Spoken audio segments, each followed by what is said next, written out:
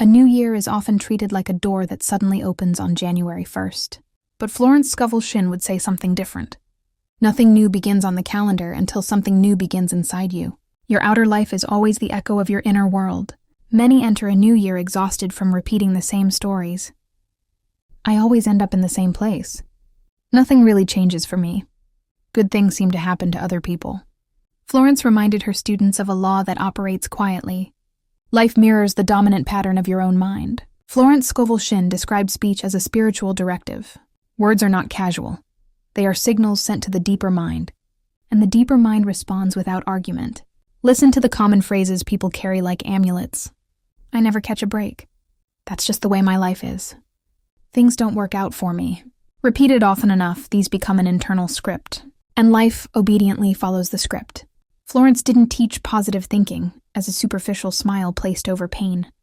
She taught alignment, speaking from the truth of the spirit instead of from fear. When you declare, "What is rightly mine reaches me in perfect ways," you are not begging the universe. You are refusing to cooperate with limitation. To watch your words is to take back authorship of your life. Before speaking, ask yourself, does this sentence open doors, or does it quietly close them? Each word is like a seed thrown into soil that never rejects anything. Say it often enough, feel it deeply enough, and life organizes itself around it. Let 2026 be the year your tongue stops repeating old wounds and starts affirming new paths. Because the law of the word is not loud, but it is precise, and it never stops working. Before circumstances shift, consciousness shifts. Before opportunities arrive, beliefs rearrange themselves. Before something is born outside, it is conceived within. Pause for a moment. Look back at the last year.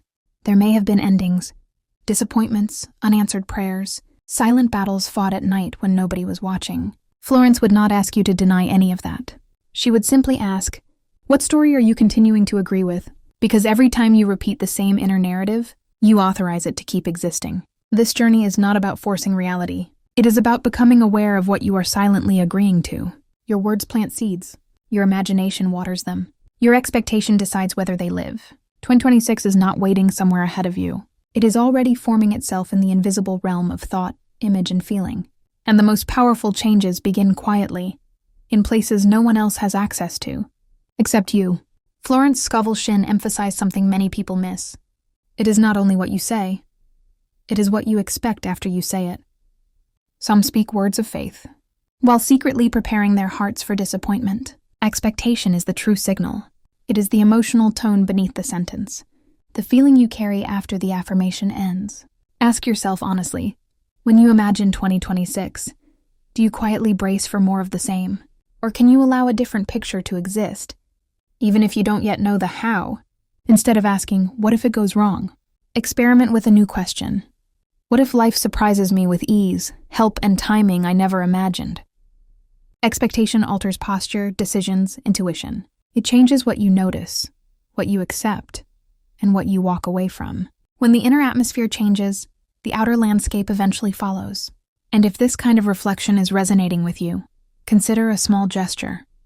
You may subscribe or share this with someone who needs quiet courage for the coming year. Sometimes a single message arrives exactly when a heart is ready. Take one slow breath. We go deeper next. A great misunderstanding keeps many people trapped. They believe transformation requires constant struggle. Push harder, force outcomes. Convince, chase, insist. Florence Scovel Shinn suggested something counterintuitive and almost unsettling at first. The more you fight life, the more life reflects resistance back to you. This isn't passivity, it's alignment. There is a difference between taking inspired action and pushing from fear, panic, or desperation. Think about moments when you tried to control every detail. Sleep became shallow, thoughts ran in circles, and the harder you pushed, the more doors seemed to close. Florence would invite you to do something radical. Stop arguing with reality and start working with law. Instead of repeating, "Why is this so hard?" ask, "What would it look like if this came to me in the right way, at the right time?" Surrender, in this sense, is not giving up. It is stepping out of frantic forcing and stepping into trust that the right path reveals itself when inner clutter quiets down. Sometimes when you stop pushing, what belongs to you finally has space to arrive. Let 2026 be the year you move with life instead of against it, because peace is not the reward at the end of the journey. It is the path that leads there. Florence Scovel Shinn often helped people recognize something uncomfortable. We do not repeat events, we repeat patterns. Different relationships, same emotional wound. Different jobs, same feeling of being undervalued. Different resolutions every January, same results by March. Until the inner pattern shifts, the circumstances simply change costume. Patterns are formed from early conclusions. I'm not chosen.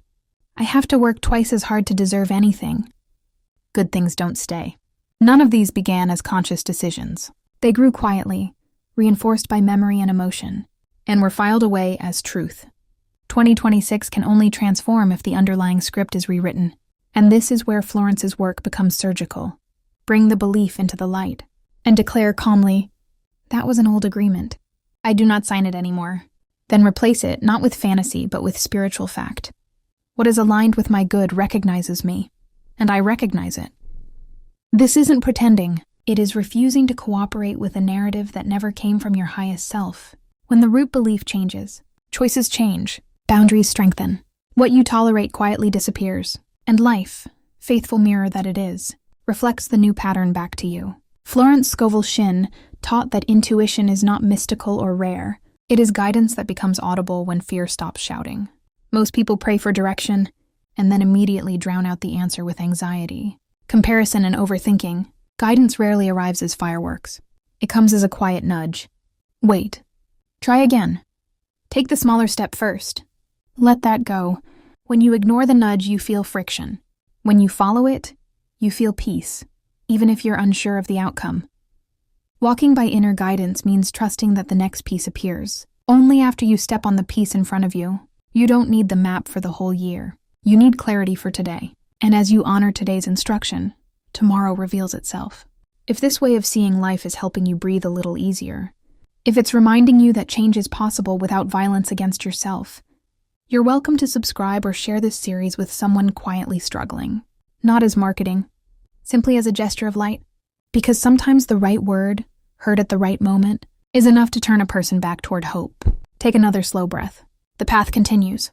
One of the greatest fears we carry is this: if I let go, I will have nothing. So we hold on to relationships that drain our spirit, jobs that diminish our gifts, habits that numb the heart, simply because they are familiar. Florence Scovel Shinn reminded people of something liberating. When a door closes under divine law, it never leads to your loss. It leads to your protection. Sometimes the no is the shelter. Sometimes the ending is the rescue disguised as disappointment. But the ego hates uncertainty. It prefers a predictable cage to an unknown horizon. Letting old doors close is not about indifference or pride. It is about trusting that what refuses to stay was never meant to anchor your future. Ask gently, what have I been forcing to remain that is already trying to leave?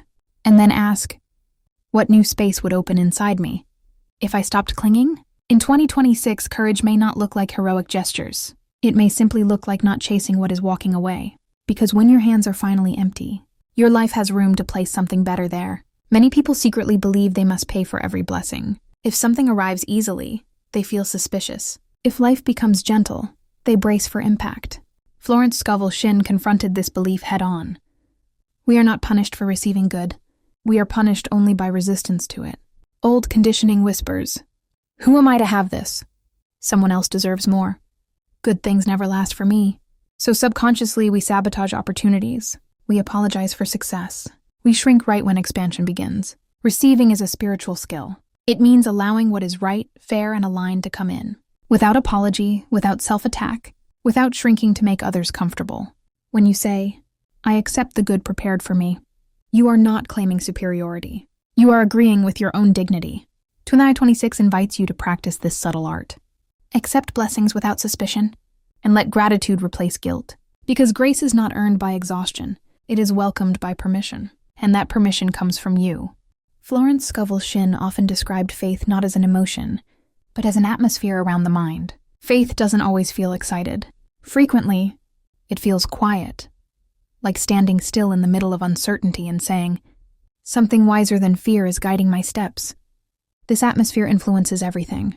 With fear, you rush, argue, cling, bargain. With faith, you act, but you are not frantic. You trust timing. You allow life to cooperate instead of dragging it by the throat. Faith is not denial. It doesn't pretend challenges don't exist. It simply refuses to give them absolute authority. When faith surrounds you, setbacks become adjustments. Delays become preparation.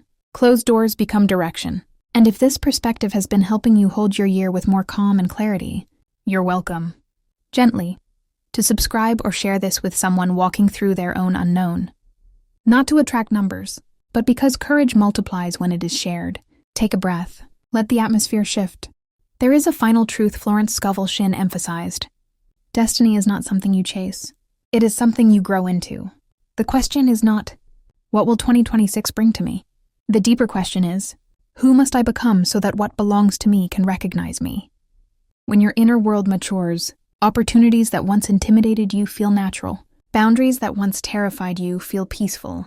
Choices that once confused you become obvious. Transformation does not happen all at once. It unfolds through tiny agreements you make daily. I will watch my words. I will honor my intuition. I will expect good without demanding control. I will let go when law closes a door. Bit by bit, the old self loosens. Bit by bit, the new self takes its place. And one day, quietly, without fanfare, you notice that the life around you has changed. Because the life within you finally did. If you carry one message from this series into 2026, let it be this. Nothing true is lost when you align with the highest law of your own spirit. What is meant for you learns the way to you, and you learn the way to it. Walk gently, speak with awareness, expect benevolence, and let the year unfold from the inside out.